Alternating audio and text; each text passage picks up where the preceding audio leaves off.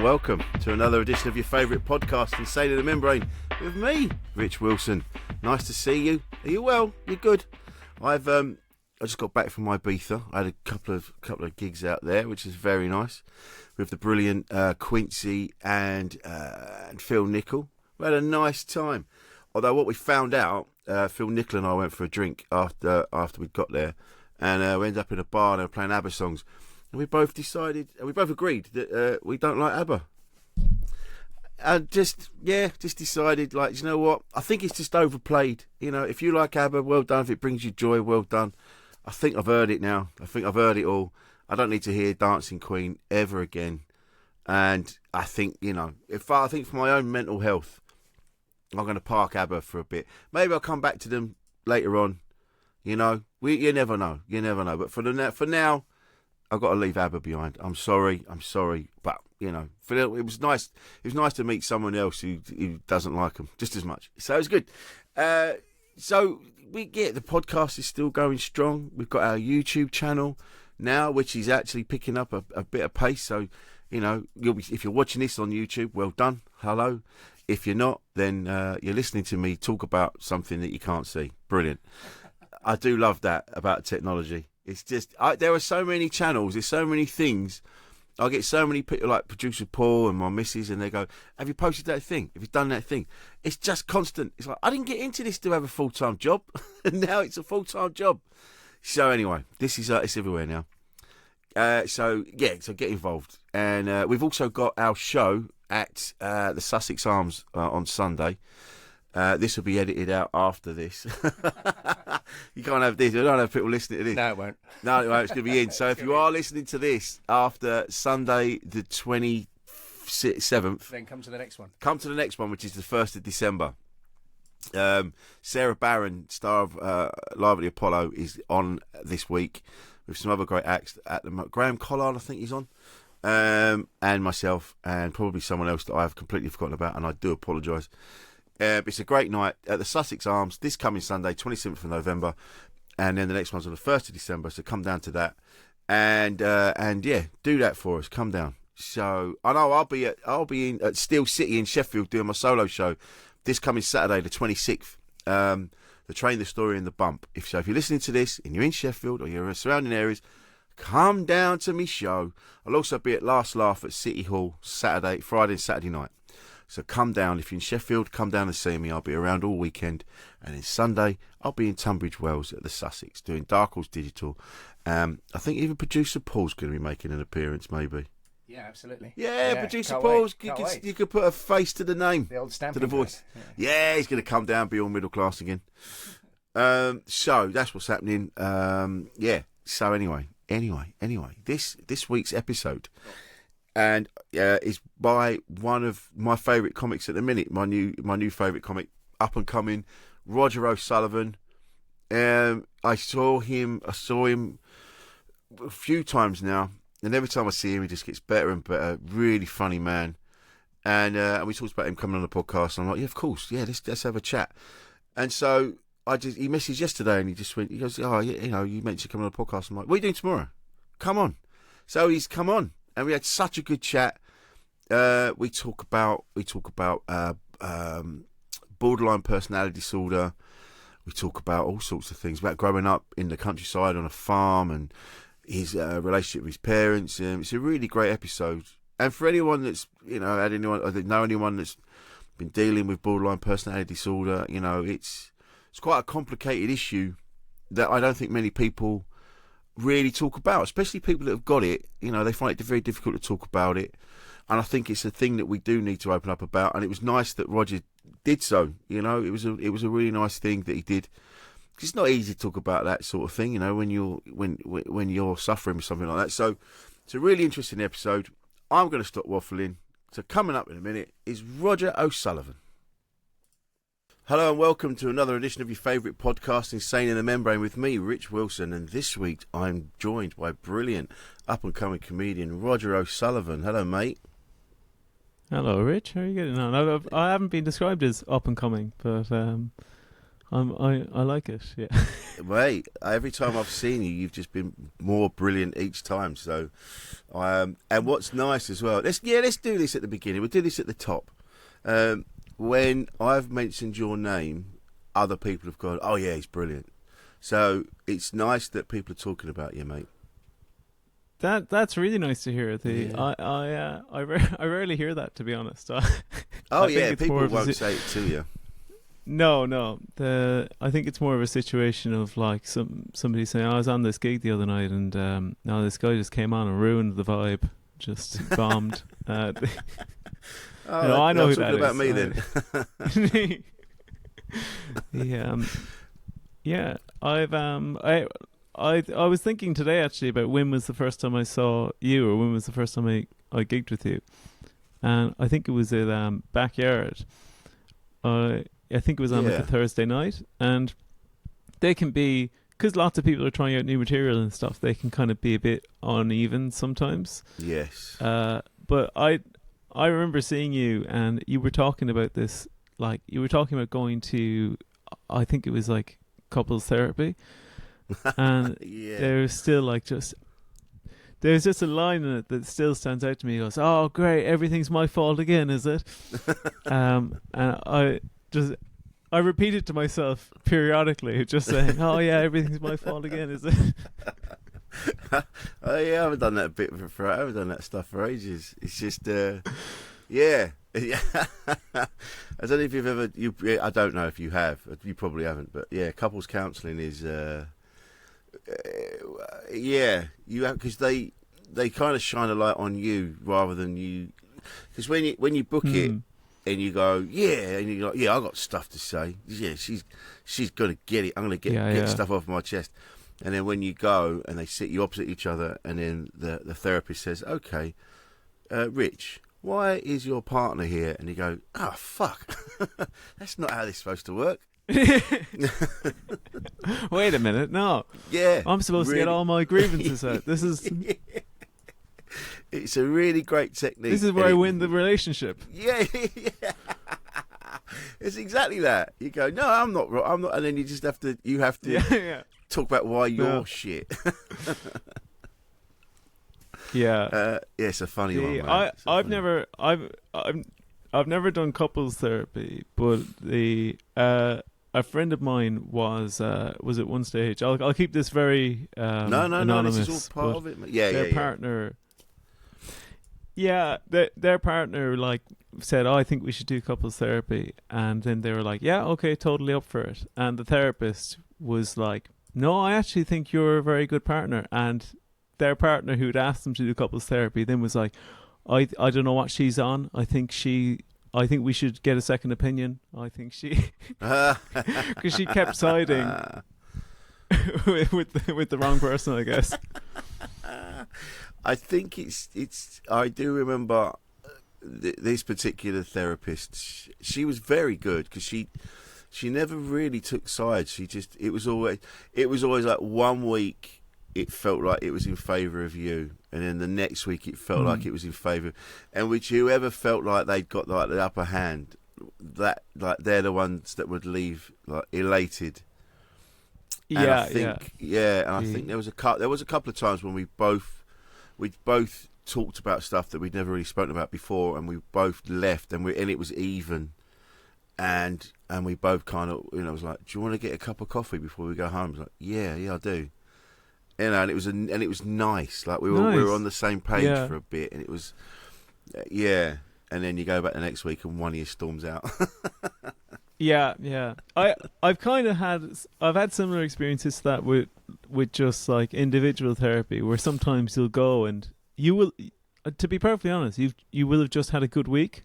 So then when you go, the therapist is just like, "Yeah, you're doing really well." And then on the way home, something shit happens. You're like, "Why couldn't this have happened yesterday? What if it's something to talk about? Could have sorted this out." I had some therapy after that failed relationship, and I had some therapy because I was feeling really like properly sort of, what's the point? There's no point in me being here.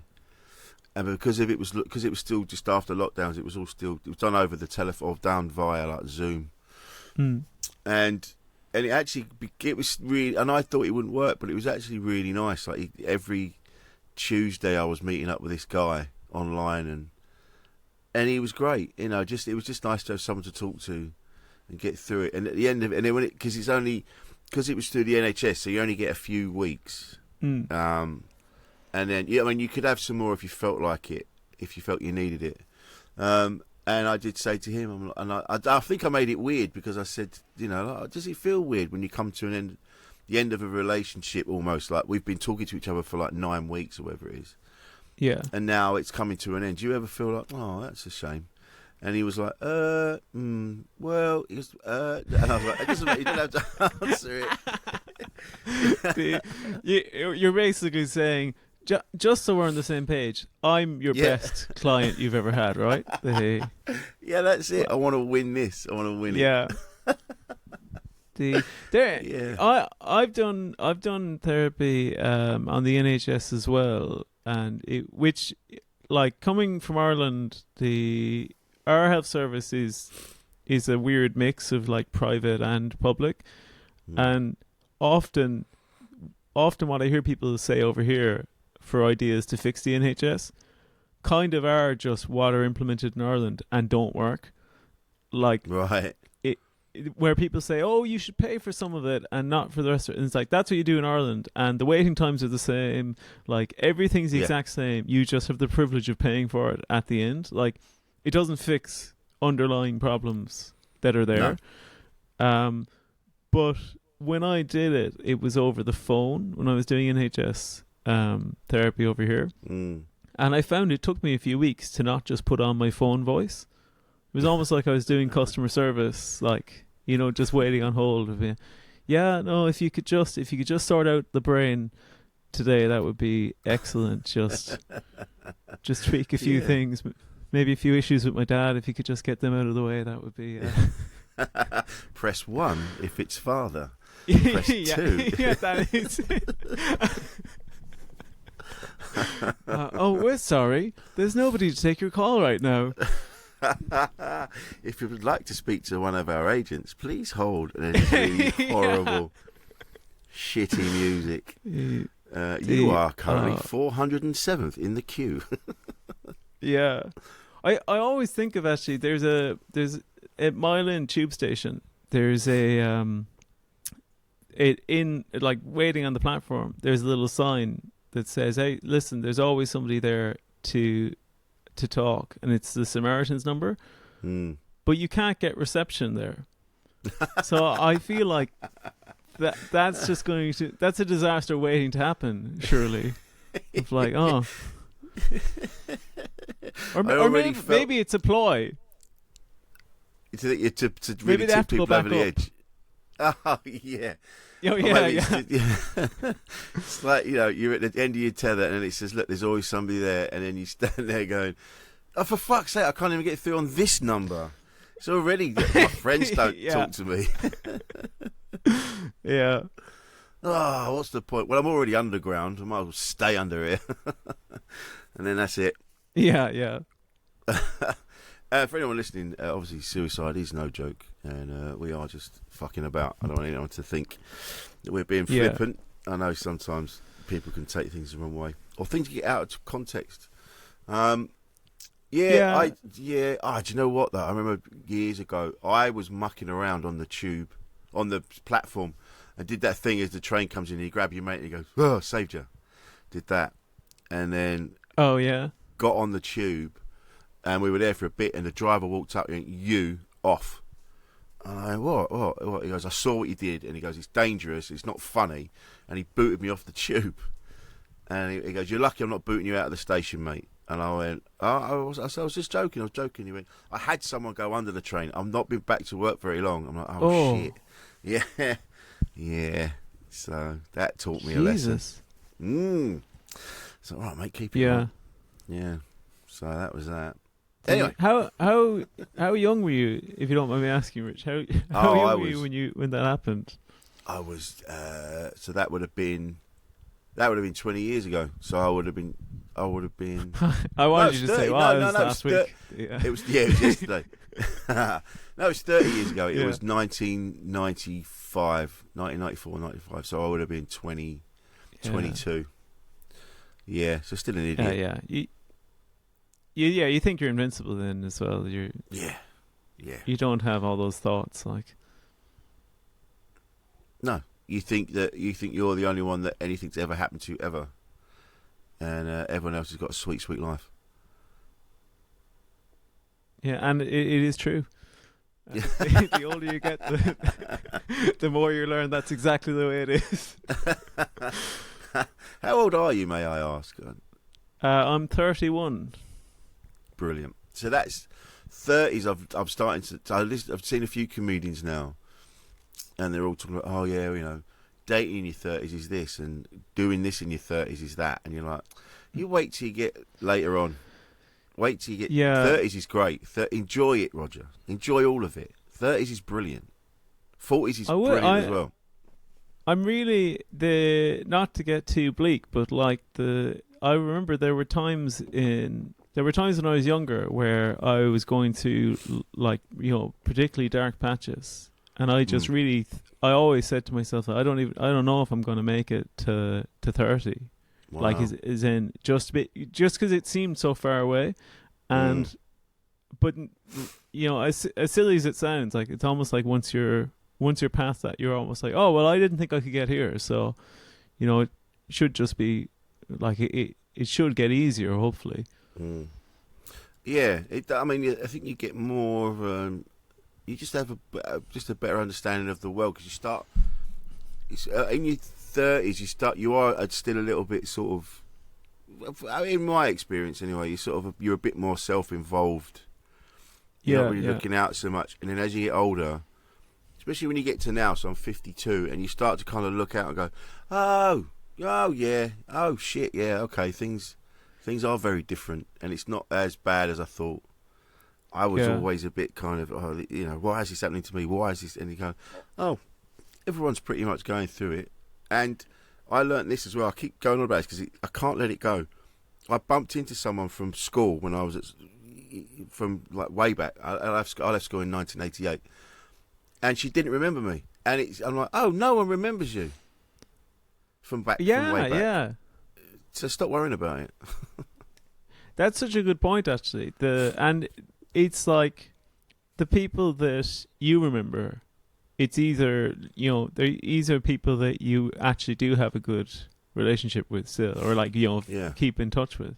But other people, the amount of times that even now, I didn't leave school that long ago, but sometimes somebody in my friend's group chat will say, "Oh, do you remember such a person?" And you're just like, "No, I have no idea who that is." Like, yeah, it's like I'm in this group on Facebook. I went to the Ramsden, which is the school we went to, Ramsden School for Boys, and the amount of names that pop up, and I'm like, I have no clue who you are.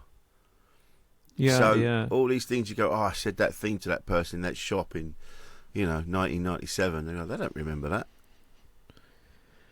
Yeah, I think the only people who remember them are you, and if you can let them go, then they hopefully just disappear. Yeah, I have to physically say to myself, stop thinking about that. It doesn't matter. Yeah, the brain works in such a bizarre way as well. Anyway, where you don't know what's going to trigger little memories as well. Yeah, just the slightest thing, and you go, oh shit, yeah, that happened. It's funny, isn't it? Or I have bumped into someone and they've gone, do you remember? And I'm like, no. And then they'll say something, I'm like, oh my God, yeah, I do remember you. But I'd forgotten about you, which is odd. Yeah. And then it's all buried deep in there and you go, oh shit, yeah, I do remember you. I remember that. Very strange. What did you do when you left school, Rich? What was like your first job? Or I was working for a removal company. I just stopped going to school. There was a few exams, but that I remembered, but I forgot most of them and just stopped going. Just wandered off, and they were like, "Yeah, fine." That's like my dad. That was my dad's thing. My dad was a farmer and a truck driver. Yeah, and he basically just just stopped going to school when he was like 14 or something. He's just like, oh, well, that's it now. Why would I do this?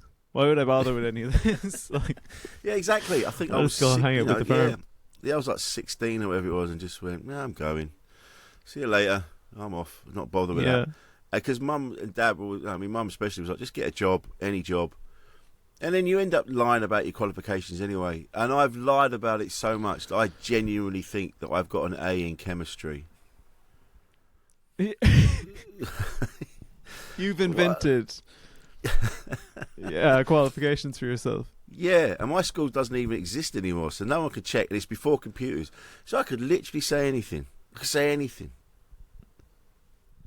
That's pretty freeing, actually. Yeah, you could just completely make up your whole academic career. You could say like, "Oh, I'm actually I was on track to go to Oxford, Cambridge, and then just had a bad year and just fell off."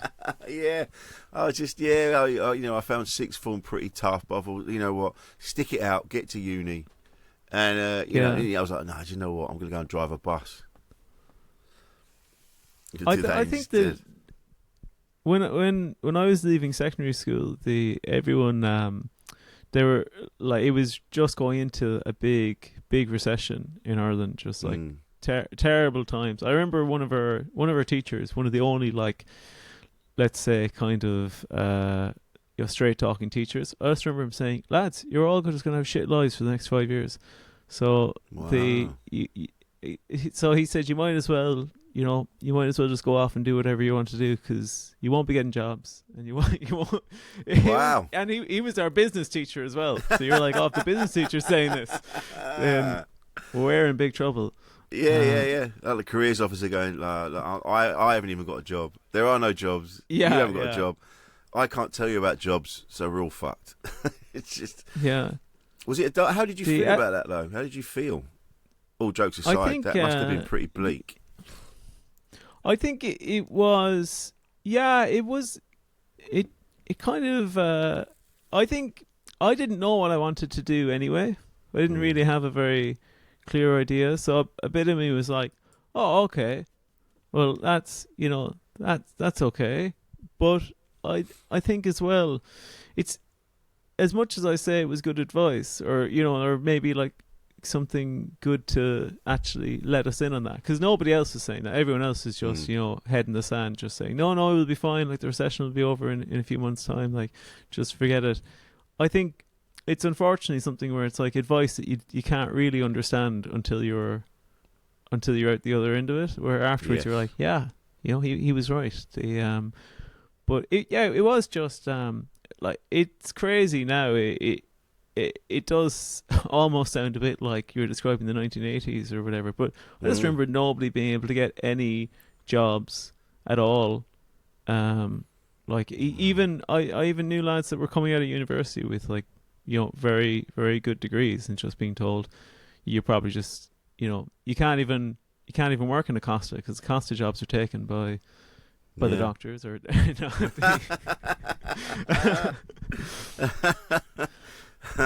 Yeah, so you get pushed down the pecking order.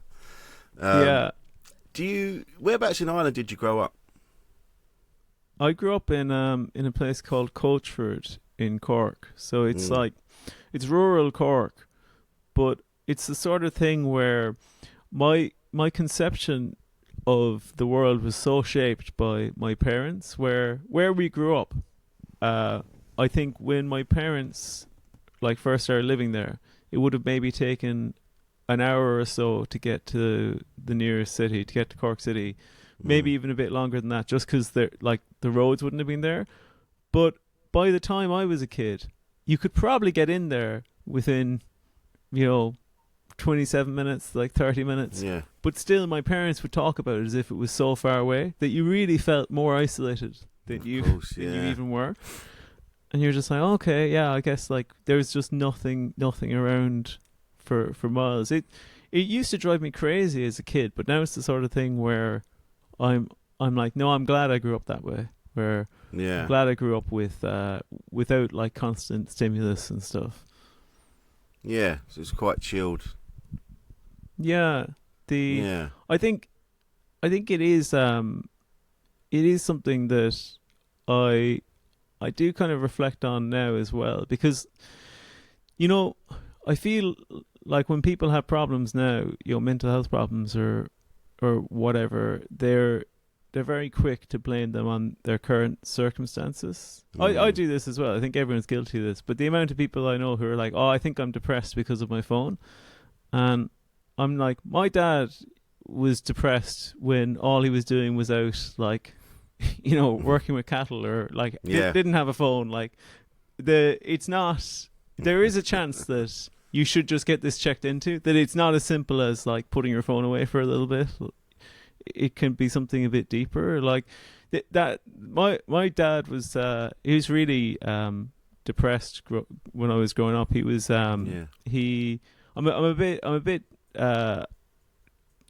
bit in between talking about this, because a bit of me thinks it's like, oh, you know, it's his life, and I did experience bits of it, but it's not entirely mine to talk about. But growing up, he had bipolar disorder, or he still does have bipolar disorder, and it's one of the things I do find funny about it is that, like, my dad really had like horrific mental health and was in and out of mental health hospitals when I was growing up. And now you see people on TikTok saying, all I needed to do to cure my mental health was to go and start a farm, you know, in the middle of nowhere. And it's like, okay, that's what my dad was doing. Yeah. And he was still on the verge of offing himself at any minute. Yeah. The real truth of it is, all the people that are doing that on TikTok, they're making all their money from TikTok, and they don't have to care about the farm being successful.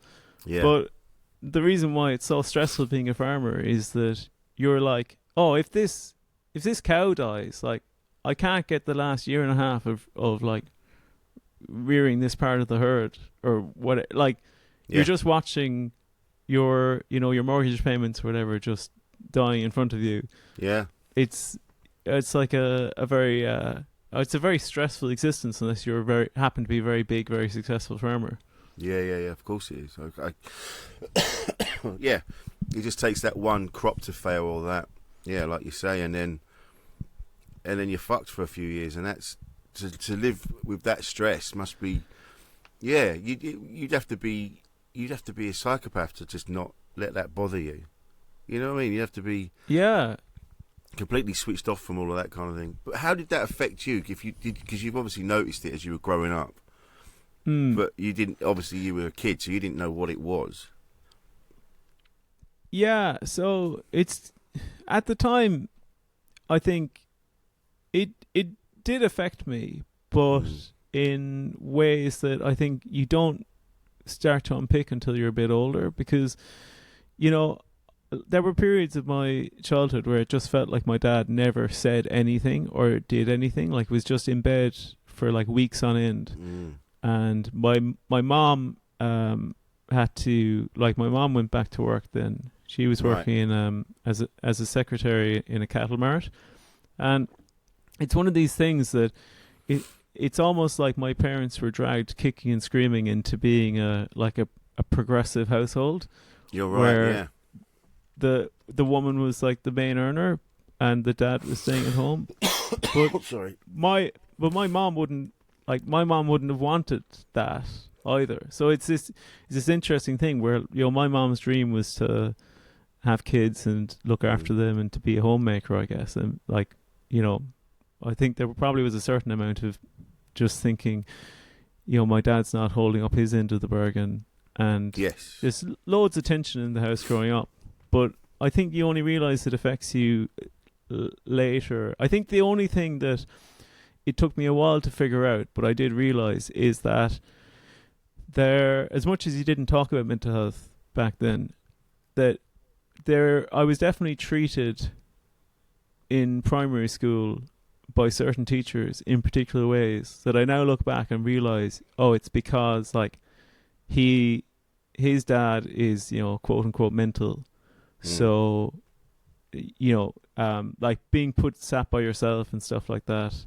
By teacher, like having done nothing, but like teachers being like, no, I don't trust you, so I'm putting you like sat by yourself. And that's when the main teacher who did that, it would have been when I was in what's called like junior and senior infants in Ireland. So they're your first 2 years of primary school. So you're probably like, you know, what are you? You're probably like 5 years old or 6 years old or whatever, and you already have an adult going, well, I've decided that you're probably not on the level because your dad has been in a mental hospital, so I'm just going to put you sat to your side, like, and then you play up to that as well, you know, like you're like, oh well, I guess I must be a troublemaker, so like fuck you, I will be.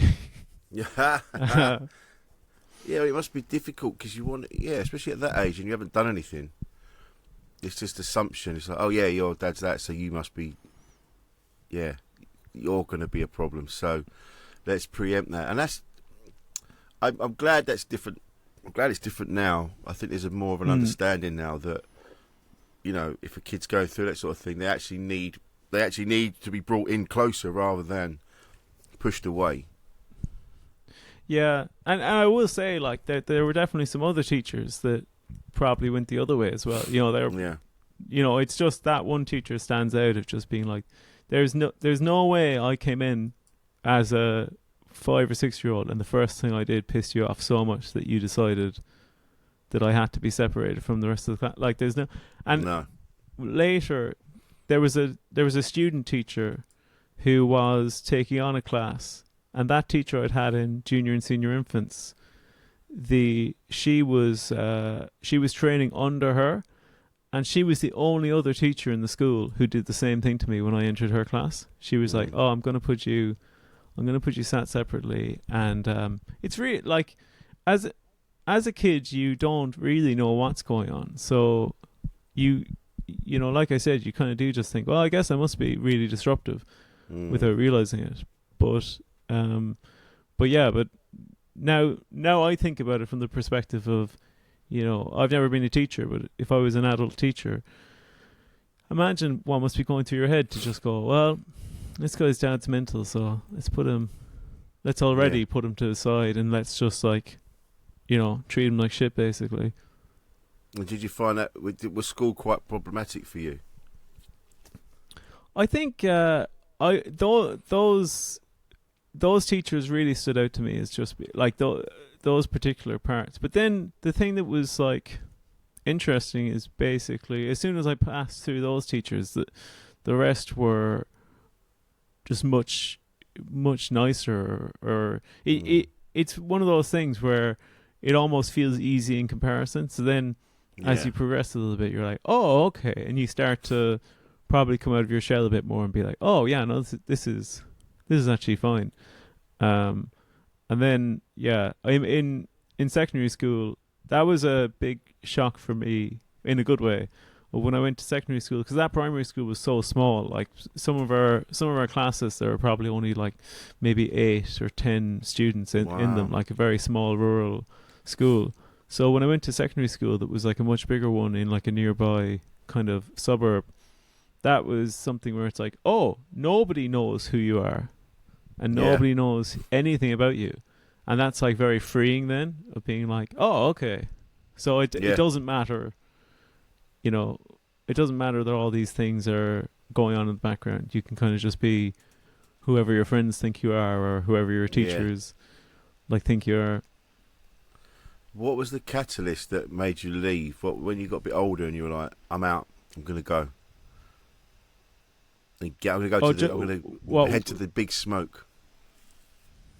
Oh, that's just, there just were no secondary schools near where I was growing up.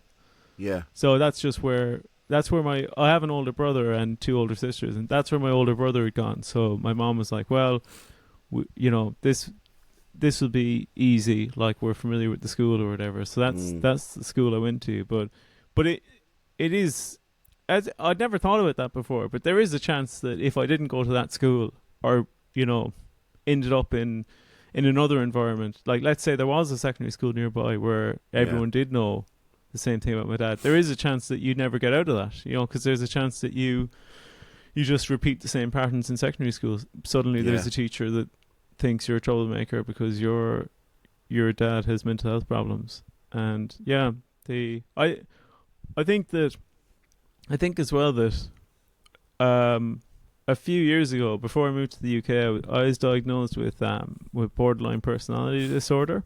Oh wow! Which is now, thankfully, for most of my life, I've managed it quite well.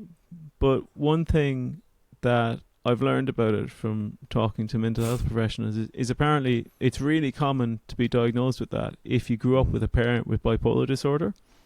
Oh, really? Because the way that you're interpreting emotions as you grow up are basically skewed by a parent that's not able to internalize them in let's say like the normal way. So I do think about that sometimes as well, of like, oh, is there this did that cause that, or is it just a coincidence? Because it could also be a coincidence, but maybe that did have an impact on it. Oh, mate. But how does it manifest itself? I've got a friend of mine, and she's got it, and there'd be one day we'd be chatting away and it's brilliant, and then then the next day I'm just getting all this like shit abuse, and she's like, yeah, you're not my friend, you just pretend, and she's just having a go, and I'm like, what the fuck is going on? And I have to just go, all right, look, I'll talk to you later on because I don't know what's happening, and I have to sort of step away from it and wait for her to sort of come round again and go, yeah, how does it work for you? Are you aware when you're having an off day? I think thankfully, because I'm in like quite a stable place now, it's not, I feel like it's usually doesn't affect me that that frequently at the moment. Again, all of this stuff is like knock on wood, but it's something where when I learned about it, it was one of those things where you suddenly see friendships that fell apart, or relationships that fell apart, and you're just like, this was, I'm not saying it's entirely down to that, but it's like, oh yeah, of course this played a part in it, like, because so much of it is kind of not being able to be certain of your own emotions, and just really, really going full force into usually negative emotions. So like you said there, something that resonated is like, if I remember having a friend that was in hindsight, I don't think they were really drifting away. I think it was just the fact that we were just like growing up and going in slightly different paths. Yeah.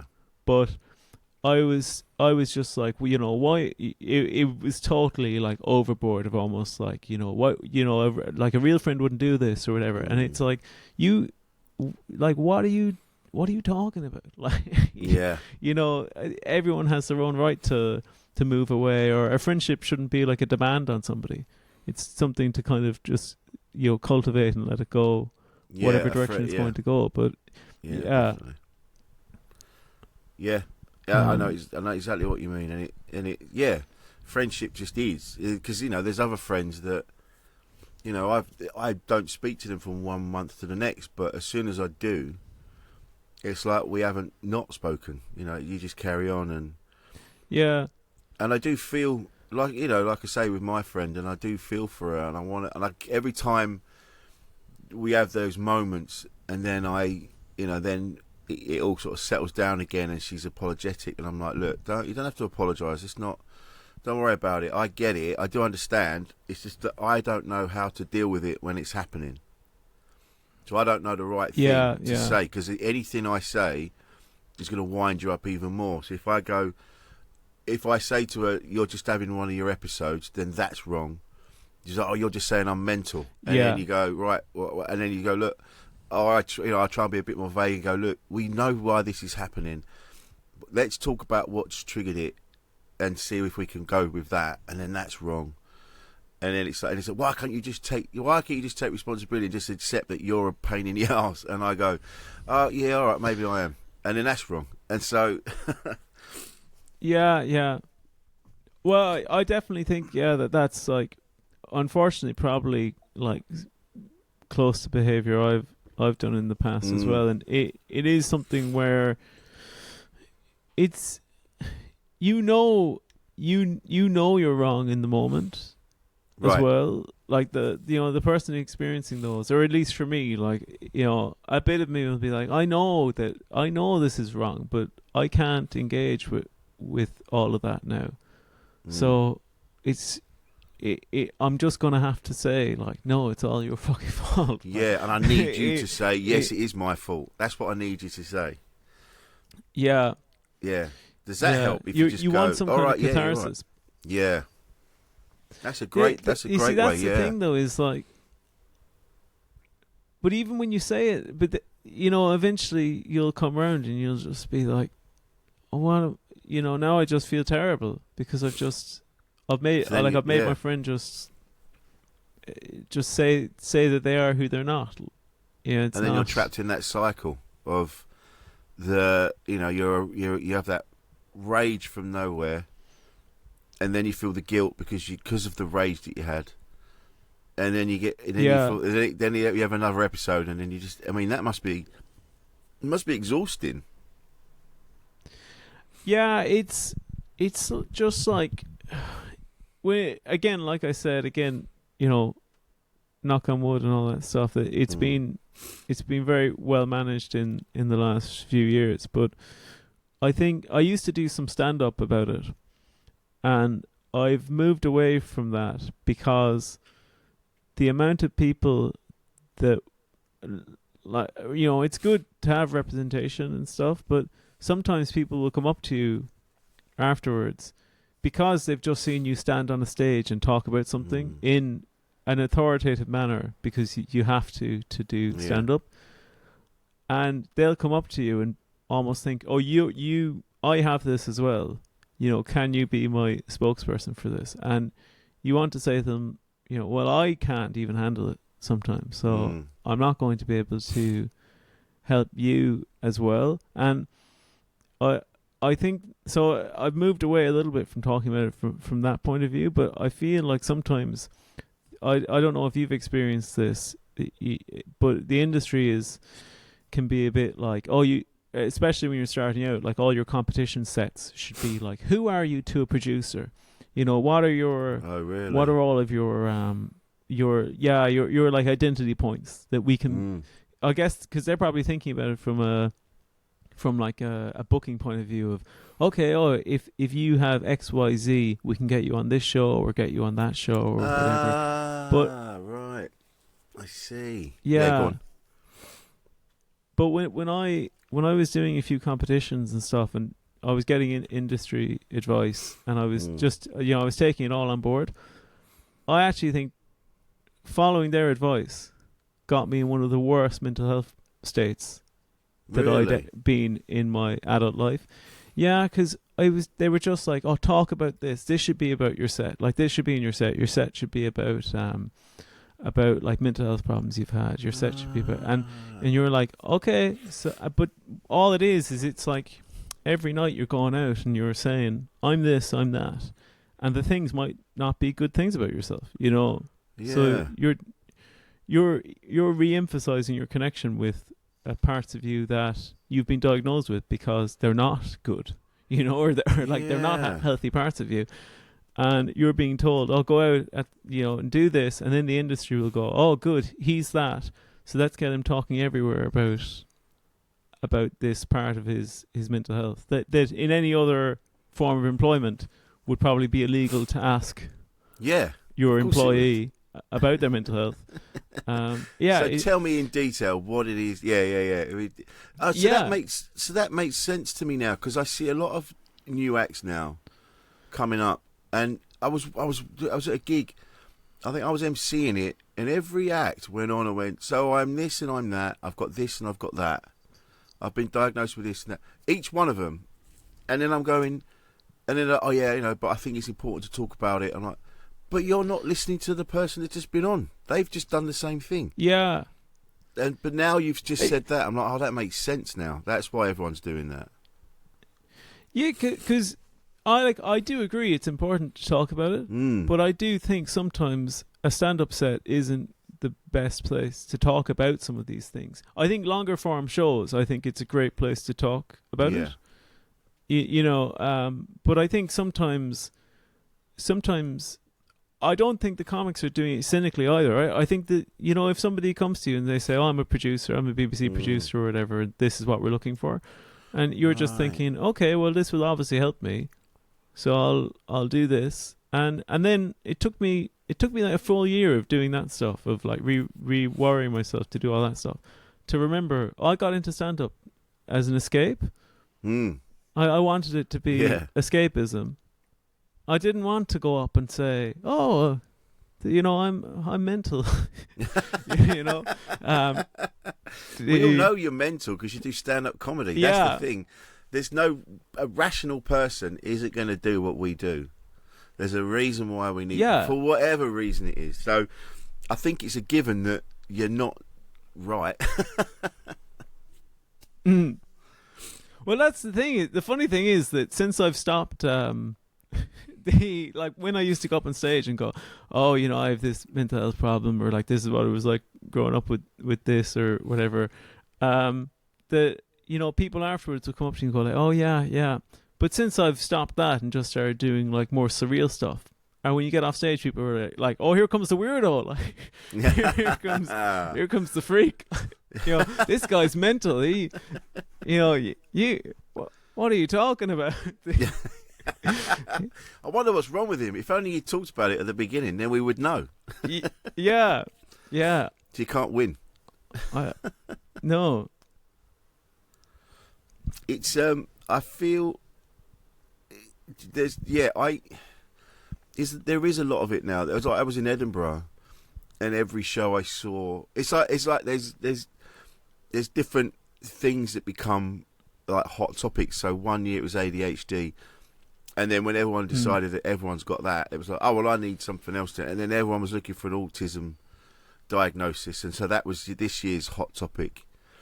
And you're like, and now you've said that about the industry. I get it. It's like when I did Britain's Got Talent, and I got 4 yeses from the judges, but I never went any further. And it was because when it got down to it, and they were asking me about my life, I didn't have a story.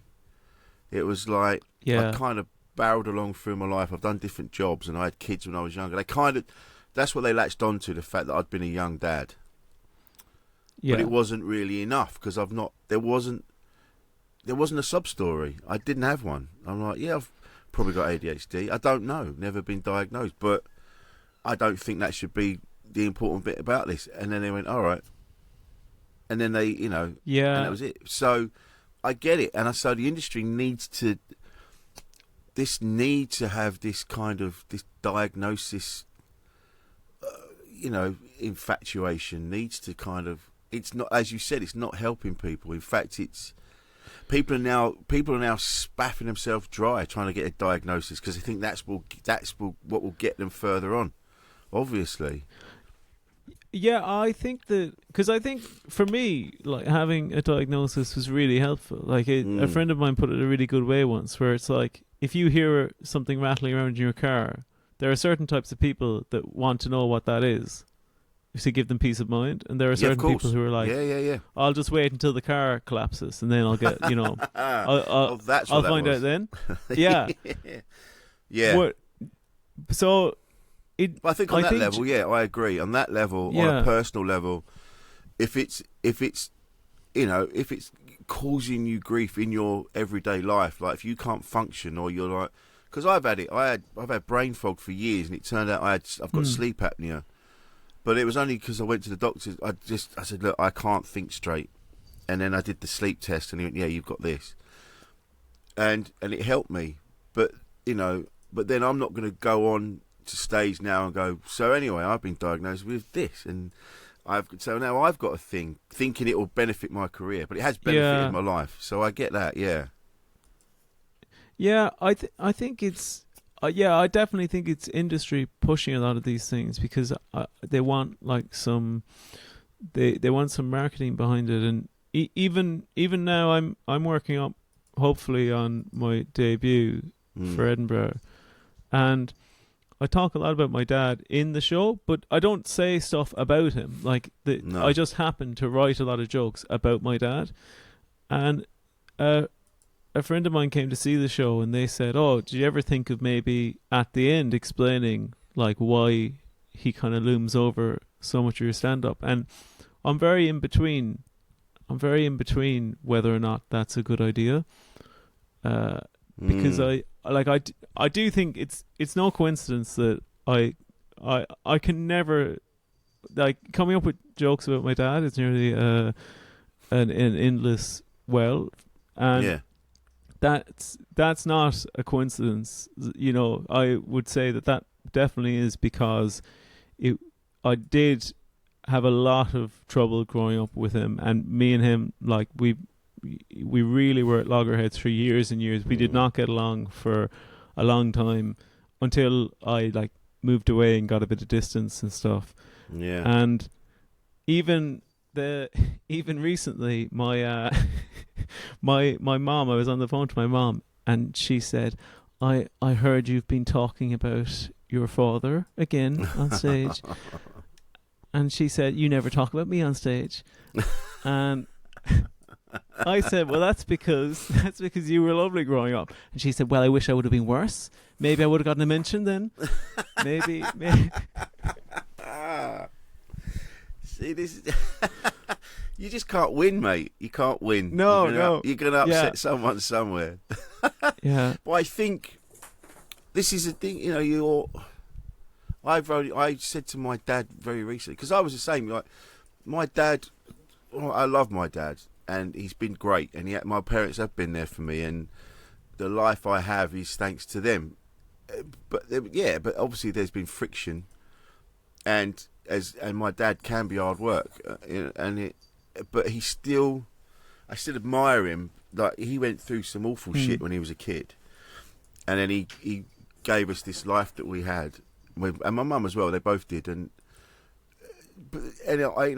think with your dad, I think the reason you talk about your dad, you know, he's played a massive part in your life, be it good, be it bad. Yeah. And you still love him, he's your dad, and yet he's gone through all this shit that caused problems. So he looms large, because he did loom large in your life. So you're going to talk about it. Exactly. And also there's such a huge part of, like, you know, as much as you at certain points really take issue with your parents growing up, or at least I really like take massive issue with my dad and just think he was, you know, just not the parent he should have been. Then when I get older, I just realize all the stuff he was going through, and I'm just thinking I wouldn't be the parent that I'd want to be either. You know, and even, I know it sounds stupid and trivial, but even the idea of having kids in a time where you couldn't just Google for a little bit of additional advice as a parent, like even that's a challenging thing of just being, well, you know, I don't know what to do with this kid. I don't have no way to relate to them.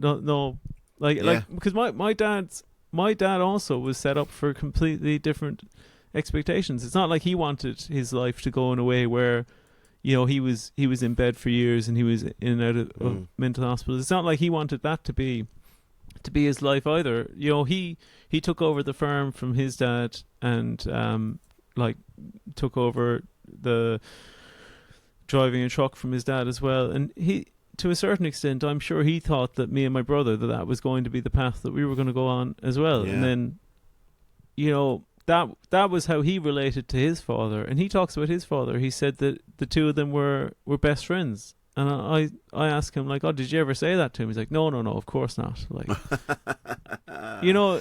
Yeah. So you sometimes it can be, you're putting expectations on people that they could never achieve those expectations. That's true of most relationships, which is why sometimes there's a lot of disappointment, because we all put silent expectations on our partners and loved ones, and when they're not met, we just and then that's why you're sort of stood there going, "Well, I don't know, what do you want? What do you want?" And then they go, "Oh, well, I expected this," and go, "But you never said that." You never. How am I supposed to know how you would like this to go? And it's like, well, you know, you should know. You go, "Well, I don't know." And then you Yeah. know, we've all done it. We've all had expectations, and it's caused problems. And I think that's 100%. one of the biggest problems, mate, is the silent expectations we put on others. I think you've nailed Yeah. that there. Yeah.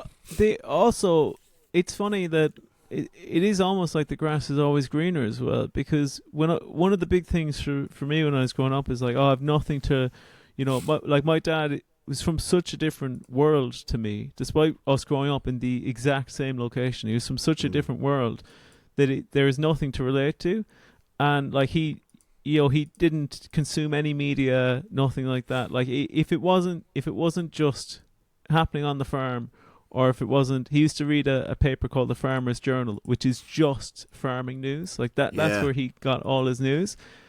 And if it wasn't happening in those places, it didn't exist. And then seeing my friends' parents, that they're obviously, you know, they might be a bit more tuned in or whatever, and they might be into the same movies or some of the same music.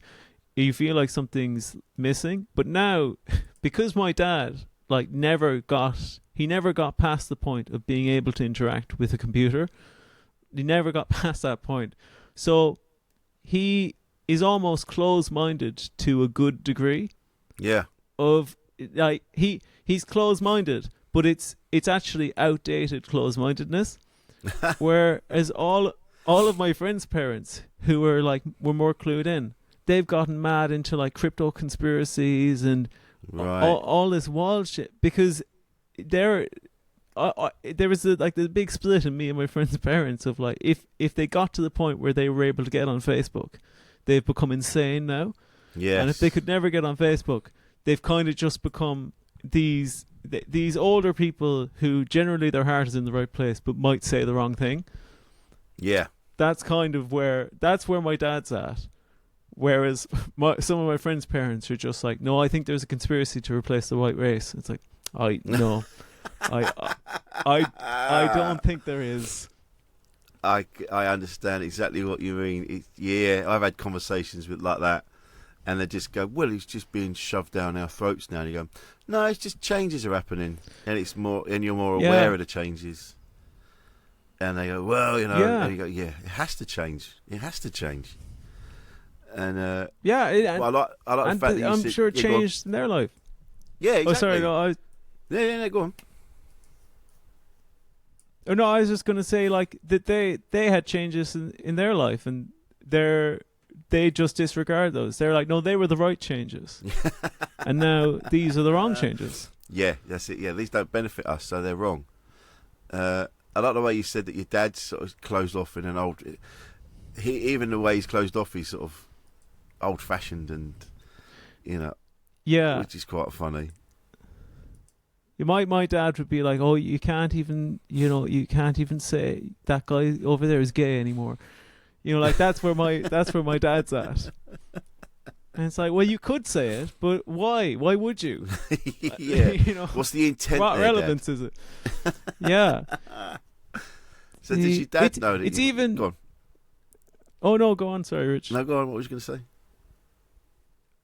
I was going to say that even there, this sounds crazy, but I think Ireland, as much as rural Ireland can be very close-minded and backwards, it definitely can do this weird thing where it can tolerate one of everything.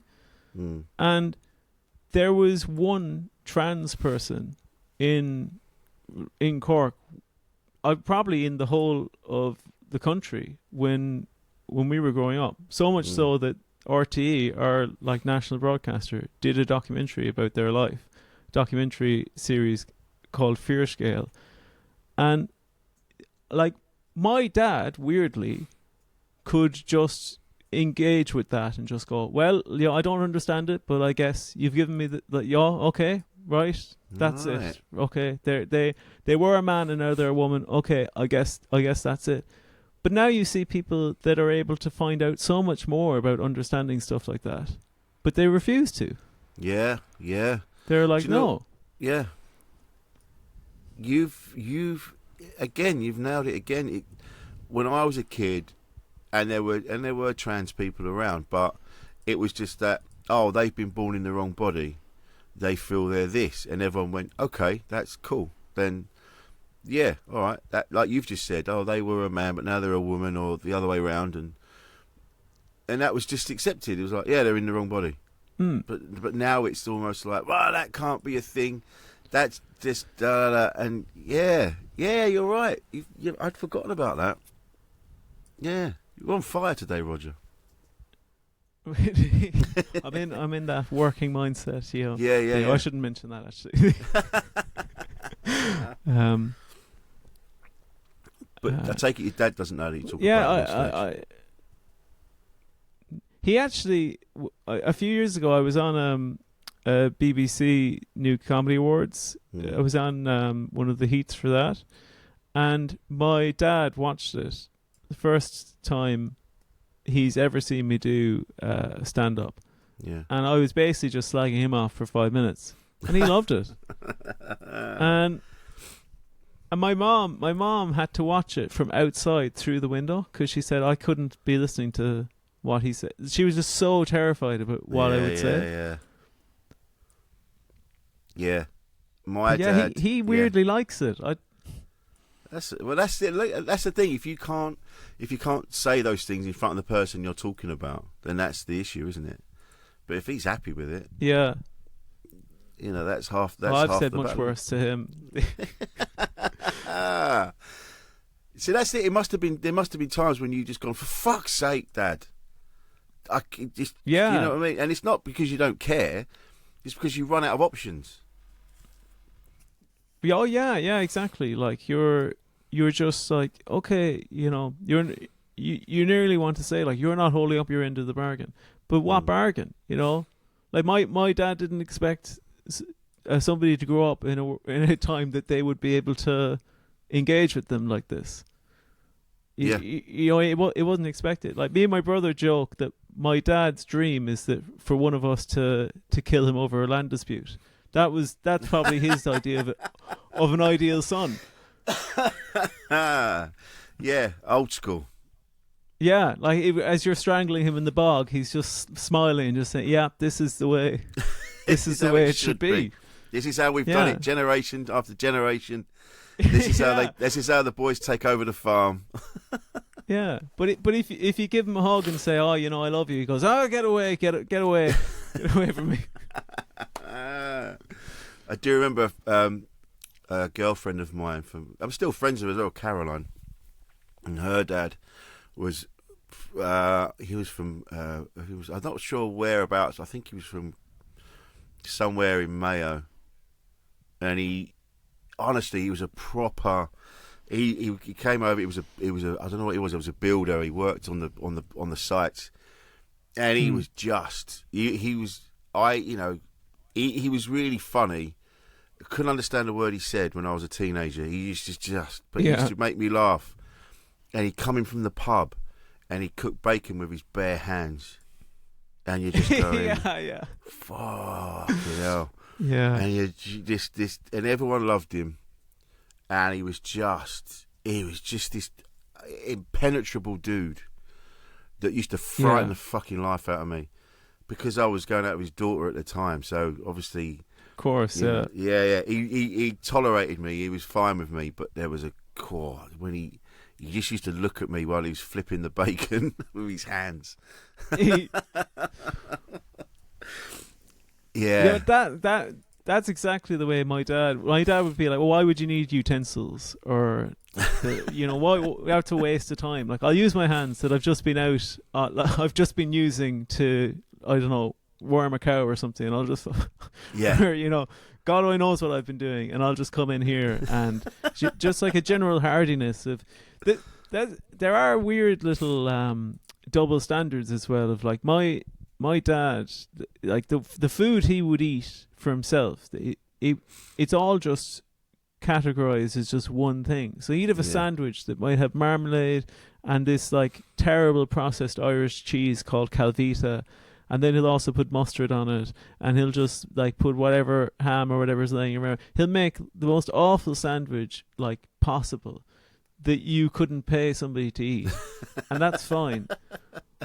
But then if you say to him like, "Oh, do you want some spaghetti bolognese?" He's like, "No, I wouldn't have that foreign food. I just couldn't have it." You know, it's like, "Are you sure?" See, I still remember when he had a pizza for the first time, and then he just became obsessed with pizzas for about a year. He's just like, "Oh, where has this been?" You know. He'd be asking my brother, "Are you putting on another pizza, Patrick? I'll have half the pizza if you're putting one on." The most exotic thing he's ever had. It's funny. My wife and I, Kate, were talking the other day, and we've worked out that we have pizza, but in every meal, but in different forms. So you just have like a cheese and tomato sandwich, and then you'll have So, and how are things now with your pet? Now you've moved away, and have you got a good relationship? Yeah, I do. I appreciate my dad way more now as well, and my mom. I to be honest, I should probably go home a bit more. It's a bit hard with work and stuff, but I do like to spend as much time at home as I can. But weirdly as well, my dad has just become like much funnier now, and I think it's also because he's in like a much better place than he's been throughout my life. So, and I'm sure, you know, a chunk of that is probably because he doesn't have to deal with me on a daily basis as well. That probably has been helpful. But he told for a man who's very serious, like he told me and my brother a great story, like maybe about a year ago, that we were home and he was telling us a story about how a friend of his was picking up seed from a creamery. It's just like a creamery would just be a general place to get farming equipment and drop off your milk and stuff in Ireland. It's not, because I remember the first time that my girlfriend's English, and the first time that she came to visit my parents, and I said, "Oh, we're just going to go down to the creamery." She was picturing like, oh, ice cream, and we're going to get like some kind of like nice coffee, and then she turns up and it sees two big milk silos and just a load of farming equipment. She was pretty disappointed. But when he has this story where he totally straight-laced as well. Like, my dad is insistent that this is true, that he had a friend that was picking up seed from a creamery, but he only had a flatbed truck and he had nothing to put over it.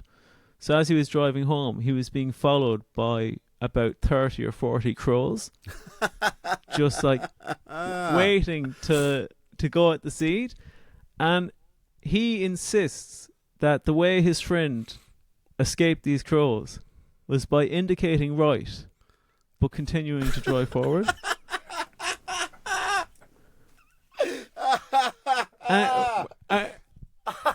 And we're just like, that's not what happened. And anytime like a news story crops up about, you know, like crows are quite intelligent animals, and there'll be like a news story, oh, this crow is seen using a tool. My dad's like, there you go. You didn't believe me now, but look at that.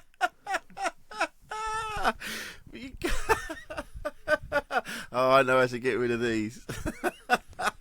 Yeah, hoodwink them. He's James Bonding them. Just I can just imagine all these baffled flies crows that have flown left, and they just said, "What?